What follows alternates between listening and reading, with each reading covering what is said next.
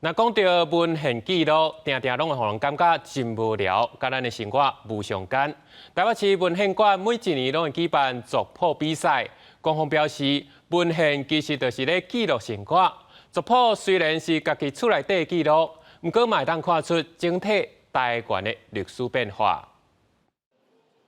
甲族谱用电稿、唱片、唱盘、摩天轮来呈现，打破大家对族谱的印象。这拢是学生囡仔的创作。参观的民众表示，对展出的作品中看到荷兰甲台湾平埔族群联姻的家族故事，透过囡仔做的家族记录，背后嘛呈现出台湾历史的变化。刚看的其实蛮激动，因为跟我自己本身的故事也很雷同。那其实我平常我也会跟我的孩子讲，我们的祖先是从哪里来。我们不见得有在寻根，可是至少让孩子知道，在过去我们台湾的历史发生了什么事情。我觉得这跟台湾的历史有相关的，其实非常有意义。觉得很好啊，这是一个很好的让每个小朋友知道自己家族的那个根源。新加坡现在，因为我们大多数是英语教育，所以他们对于自己华人的这方面的更加陌生。我也是希望新加坡也是组织这方面的那些活动啦。官方表示，台北市立文献馆是台湾收藏上侪族谱的单位之一。真侪民众感觉文献是离生活真远的物件，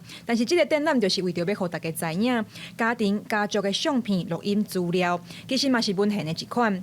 记录历史的单位不一定爱是官方，私人的资料嘛真珍贵。族谱也算是文献的一种，因为就大历史来说，大历史是有很多的个人的小历史组织而成。那族谱它其实在讲的就是一个家族的形成，所以我们会很希望说，现在的小孩子也能够追本溯源，了解自己家族的他的姓氏是怎么来的啊，家族是怎么千里相聚成为一家人的。另外，这届的展览嘛有介绍台湾的姓甲名，包括无共族群的号名规则，还有特殊的姓。